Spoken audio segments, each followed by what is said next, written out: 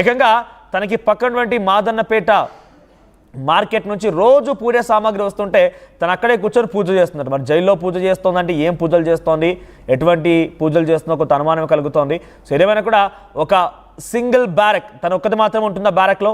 So ఆ బ్యారక్లో వేసి CC camera నిఘాలో ప్రస్తుతం లేడీ అఘోరి ఉంచారు. లేడీ అఘోరి మామూలు రచ్చ కాదు. పదే పదే ఎప్పుడు చూసిన వర్షిని గురించి అడగడం, లేకపోతే తన బేసిక్గా తన బిహేవియర్ బయట చూస్తేనే అదో రకంగా ఉంటుంది. ఇక జైల్లో 4 గోడల మధ్య, బ్యారక్ మధ్య, సంఖ్యల మధ్య అక్కడ ఉందనంటేనే తన ప్రవర్తన ఎంతలా ఎక్స్ట్రీమ్గా మారిపోయి ఉంటుంది అర్థం చేసుకోండి. సో తన యొక్క ప్రవర్తన ఇంకా పూర్తిగా ఎక్స్ట్రీమ్ అరగెంట్గా అయిపోయినట్టుగా తెలుస్తోంది. జైలు అధికారులతో పదే రచ్చ చెప్తూ గొడవ పెట్టుకుంటూ వర్షిని కల్పించాలని చెప్తూ నాకేం సంబంధం లేదని చెప్తూ ఈ రకమైన వ్యాఖ్యలు తను మాట్లాడుతూనే రచ్చలేపుతుందట. సో ప్రస్తుతానికి లేడీ అఘోరి సుమారుగా 25 రోజులు కావస్తోంది. చెంచల్ కూడా జైల్లోనే గడుపుతోంది. వర్షిని కోసం పదే అడుగుతోంది, పూజలు చేస్తోంది, 3 పూటలా తింటోంది, ఇంకా డ్రై ఫ్రూట్స్ కావాలంటోంది. 3 పూట్ల కడుపు నిండా తిని మళ్ళీ డ్రై ఫ్రూట్స్ కావాలన్నటువంటి ఒక విషయాన్ని పదే జైలు అధికారులు చెప్తుంటే జైలు అధికారులు వాటిని కొట్టిపారేస్తున్నట్టు తన బ్యాంక్ అకౌంట్లో చాలా పెద్ద మొత్తంలో మనీ ఉన్నట్టుగా తెలుస్తోంది. ఆ బ్యాంక్ అకౌంట్ డీటెయిల్స్ని తన సోదరికి చెప్పి ఆ విషయం ఎవరికి చెప్పకు అని చెప్పేస్తున్నాడు. తన బ్యాంక్ అకౌంట్ డీటెయిల్స్ కానివ్వండి, క్రెడిట్ కార్డ్స్, ఏటీఎం కార్డ్స్ మొత్తం కూడా తన సోదరికి ఇచ్చేసి డీటెయిల్స్ ఎవరికి చెప్పొద్దు అని చెప్పేసిందంట. మీడియాతో అస్సలే మాట్లాడద్దు అని చెప్పి చాలా వార్నింగ్ ఇచ్చి హెచ్చరించి పంపించిందట. సో 25 రోజుల లేడీ అఘోరి ఏమైనా మార్పు వచ్చిందని అంటే మనకున్నటువంటి సమాచారం మేరకు ఎటువంటి మార్పు లేదు. ఇంకా చాలా అరగెంట్గా తయారైంది. ఇంకా అటువంటి ప్రవర్తనతోనే తను ముందు కొనసాగుతుంది. ఒకవేళ తనకు ఎవరైనా బెయిల్ కోసం ప్రయత్నం చేసి తన దగ్గర పెద్ద మొత్తంలోనే సంపాదించినటువంటి ఆరోపణలు ఉన్నాయి, తన దగ్గర బాగానే డబ్బు ఉందన్నటువంటి ఒక ఆరోపణల నేపథ్యంలో తను నిజంగానే డబ్బు ఉపయోగించి లాయర్లను రిక్రూట్ చేసుకొని నిజంగానే కనుక బెయిల్ కనుక తీసుకొచ్చుకున్న వెంటనే కొన్ని క్షణాల్లోనే మళ్ళీ పీటీ వారెంట్ జారీ చేసి మళ్ళీ తనని అరెస్ట్ చేసే అవకాశం ఉంది. ఆ రకమైన ప్రణాళికతోనే తెలంగాణ పోలీసులు సిద్ధంగా ఉన్నట్టు తెలుస్తోంది. ఒకసారి లేడీ అఘోరి తీరు ఏమాత్రం మారలేదనే విషయంపైన మరిన్ని అప్డేట్స్ మా ప్రతినిధి పెట్రిషా అందిస్తారు. పెట్రిషా, లేడీ అఘోరి ప్రవర్తన ఏదైనా మారిందా? 25 రోజులుగా లేడీ అఘోరి జైలు జీవితం గడుపుతున్నారు. సో గతంలో తను బయటనప్పుడు చాలా అరగెంట్గా ఏకంగా పోలీసులను సైతం తిట్టిన సందర్భాలు ఉన్నాయి. ఎవరికి కూడా తను వినకపోయేది, అడ్డు అదుపు లేకుండా పోయేది. ఏమాత్రమైనా తను కొంచెం కంట్రోల్లో ఉందంటే వర్షిని పక్కన రోజుల్లో కొంత కంట్రోల్గా ఉంది. వర్షిని చెప్పే మాట వినేది, కానీ ఎక్కడ కూడా తను ఎట్టి పరిస్థితులు వేరే వాళ్ళ మాటలే ప్రసక్తే లేదు. తన సోదరికి బ్యాంక్ డీటెయిల్స్ చెప్పడాలు, వర్షిని గురించి అడగడాలు, డ్రై ఫ్రూట్స్ కావాలని చెప్పడాలు, పూజలు చేయడాలు. ఎలా ఉంది లేడీ అఘోరి ప్రవర్తనలో మార్పు వచ్చిందా? ఎస్, గత 25 రోజుల నుంచి చూస్తుంటే కూడా చెంచల్ కూడా జైల్లోనే అఘోరి ఉంది. ప్రస్తుతం మాత్రము డిప్యూటీ సూపరింటెండెంట్తో కూడా రచ్చ పెడుతుంది, రోజు గొడవ పెడుతుంది.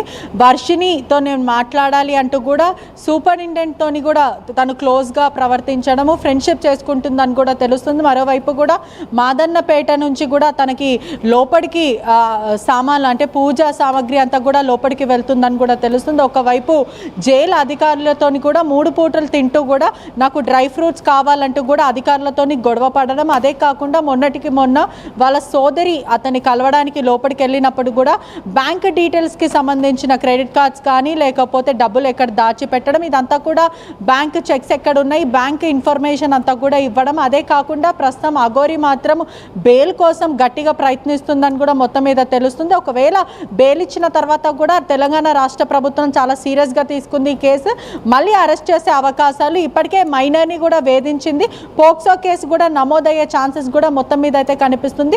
ప్రధానంగా చూసుకుంటే కూడా మైనర్ బాలికని వేధింపులకి గురి చేస్తున్నట్టు, అదే కాకుండా తన మీద పోక్సో కేసు నమోదయ్యేలాగా కూడా పోలీసులు చూస్తున్నారని కూడా సమాచారం వస్తుంది. ఇప్పటికే మైనర్ బాలిక పైన కూడా వేధింపులకు గురి చేస్తుంది. అదే కాకుండా ఒకవేళ బెయిల్ వచ్చినప్పటికీ ఇప్పటికే బెయిల్ పలువురు లాయర్స్తో మాట్లాడుతుంది. ములాఖాతుకి ఎవరు పడితే వాళ్ళని రానివ్వకుండా, తను ఎవరిని పడితే వాళ్ళని కలవకుండా కేవలం వాళ్ళ కుటుంబ సభ్యుని, అడ్వకేట్స్ని, రాజేష్ అన్న వ్యక్తిని, తనకి చాలా సన్నిహితమైన వ్యక్తి, క్లోజ్ ఫ్రెండ్ రాజేష్ అన్న వ్యక్తిని మాత్రమే కలుస్తుంది. అదే కాకుండా లోపల మాత్రం డ్రై ఫ్రూట్స్ కావాలి, నేను 3 పూటలు ఒకటే రైస్ తినలేకపోతున్నానంటూ కూడా జైలు అధికారులను ఇబ్బంది పెట్టడం. అదే కాకుండా డిప్యూటీ సూపరింటెండెంట్తో స్నేహంగా మాట్లాడడం, తనని క్లోజ్గా చేసుకొని వర్షిని గురించి కూపిలాగే ప్రయత్నం చేస్తుంది. వర్షినిని నన్ను కలిపియండి, ములాఖత్తుకి వర్షినిని తీసుకురండి, నేను మాట్లాడతాను, నేను వర్షినిని చూడకుండా ఉండలేకపోతున్నానంటూ కూడా మాట్లాడడం. అదే కాకుండా పక్కనే మార్కెట్ అంటే చెంచల్ కూడా పక్కనే ఉన్న మాదన్నపేట మార్కెట్లో నుంచి తనకి అగరబత్తీలు కానీ పూజా సామాగ్రి అంతా కూడా లోపల పెడుతుంది. మరి ఎవరిస్తున్నారు, ఎక్కడి నుంచి ఇదంతా కూడా జరుగుతుందనే విషయం కూడా తెలియాల్సిన విషయం. మొత్తం మీద కూడా వాళ్ళ సిస్టర్ వచ్చినప్పటికీ కూడా బ్యాంక్ ఖాతాలకు సంబంధించిన డీటెయిల్స్ అంతా కూడా తనకి ఇచ్చేయడం, అదే కాకుండా ఎవరితో మాట్లాడకండి, మీరు గప్చుప్ ఉండండి, ఎవరికి ఏది చెప్పినా కూడా సమాధానం ఇవ్వకండి, ముఖ్యంగా మీడియాతోని అస్సలకే మాట్లాడొద్దు అంటూ కూడా ఇలా వాళ్ళ సోదరిని మరి వాళ్ళ తండ్రిని కూడా హెచ్చరించిందని కూడా తెలుస్తుంది. ఇప్పటికే జైలు నుంచి ఎప్పటికి బయటికి రావాలి, ఎప్పుడెప్పుడు రావాలంటూ కూడా అఘోరి ఎదురు చూస్తుంది. అదే కాకుండా సేమ్ అదే ఏమాత్రం తన డైలీ బిహేవియర్ ఎలా అయితే బయట ఆరోగ్యంట్గా ఉంటుందో, ఎలా అయితే అగ్రెసివ్గా బిహేవ్ చేస్తుందో, ఏమాత్రం ఈ 25 డేస్లో కొంచెం కూడా తన ప్రవర్తన చేంజ్ అవ్వలేదు. ఇంకా మోర్ అగ్రెషన్తోని మోర్ పగతో రగిలిపోతుందంటూ కూడా సమాచారం వస్తుంది. ఏదైతే మీడియా నా గురించి తప్పుగా చెప్పింది, వాళ్ళ కుటుంబ సభ్యులు కూడా వెళ్ళి అఘోరితోని నీ గురించి ఇలా టెలికాస్ట్ చేస్తున్నారు, ఇలా బయట జరుగుతుంది, ఇంత డబ్బులు ఉన్నాయని కూడా వాళ్ళకి తెలిసిపోయింది అన్నట్టు ఇలా మాట్లాడిన తర్వాత అఘోరి మాత్రం నేను ఎవరిని వదిలిపెట్టాను, నేను బయటకు వచ్చిన తర్వాత ప్రతి మీడియా హంతు నేను చూస్తాను, ప్రతి ఒక్కరు ఎవరైతే నా గురించి చెప్పారో వాళ్ళందరూ హంతు తేలుస్తానంటూ కూడా ఇలా మాట్లాడడం, అదే కాకుండా మళ్ళీ పూజలు చేసుకోవడం, సేమ్ బయట నుంచి ఉన్న సామాన్లు అంతా కూడా పూజా సామాగ్రి అంతా కూడా లోపలికి వెళ్తుందంటూ కూడా సమాచారం వస్తుంది. ఇప్పటికీ అదే కాకుండా తనని ప్రత్యేక బ్యారెట్లో ఉంచారు. ఏదైతే యూటీ నంబర్ 1212 అనే స్పెషల్ బ్యారెట్లో తనని ఎవరితో మాట్లాడనివ్వకుండా, ఎవరిని డిస్ట్రాక్ట్ చేయకుండా ప్రత్యేక బ్యారెట్లో ప్రతి నిమిషం తనని మానిటర్ చేస్తూ ఉన్నారు. సీసీటీవీ సర్వేలెన్స్ ద్వారా తను ప్రతి moment minute to minute observe చేస్తున్నారు. ఎవరితోనన్నా మాట్లాడుతుందా, ఎవరికైనా హాని కలిగిస్తుందా, ప్రయత్నాలు చేస్తోంది.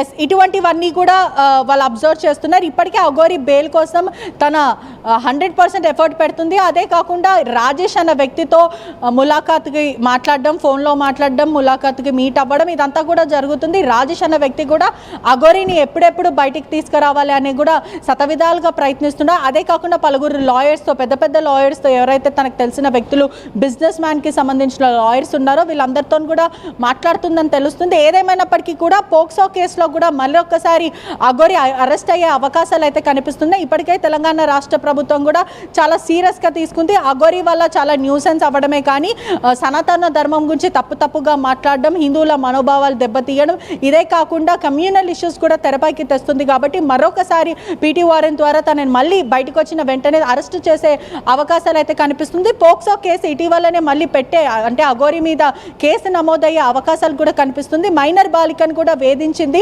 అనేక సార్లు తన మీకు మెసేజ్లు చేయడం, చాట్లు చేయడం, ఇదంతా కూడా ఈ రాయబారాలంతా కూడా నడిపించింది అఘోరి అని కూడా మొత్తం మీద తెలుస్తుంది. అదే కాకుండా వర్షిణిని కల్పించాలంటూ కూడా సూపరింటెండెంట్తో మాట్లాడడము, అదే కాకుండా తనని మంచిగా చేసుకోవడము, తనతో ఫ్రెండ్షిప్ చేసుకోవడం, తనకి నచ్చ చెప్పడం, నేను వర్షిణిని కలవాలనుకుంటున్నాను, వర్షిణితో మాట్లాడనివ్వండి, ఒక్కసారి ములాఖాత్కి పిలవండి అంటూ కూడా వాళ్ళని ఇబ్బంది పెట్టడం, అదే కాకుండా పుష్టిగా తింటున్నప్పటికీ కూడా నాకు డ్రై ఫ్రూట్స్ కావాలి అంటూ కూడా వాళ్ళని ఇబ్బంది పెట్టడం, అదే కాకుండా నాకు సౌకర్యాలు లేవు, నాకు ఇబ్బంది అవుతుంది, నాకు పిల్లో కావాలి, ఇటువంటివన్నీ కూడా లగ్జరీస్ కోరుకుంటుందని కూడా మొత్తం మీద అయితే తెలుస్తుంది. ఇప్పటికే 25 డేస్ అయినప్పటికీ కూడా తన బిహేవియర్లో ఏమాత్రం చేంజ్ లేకపోవడం, అదే ఆరోగెన్స్, అదే రూడ్ బిహేవియర్.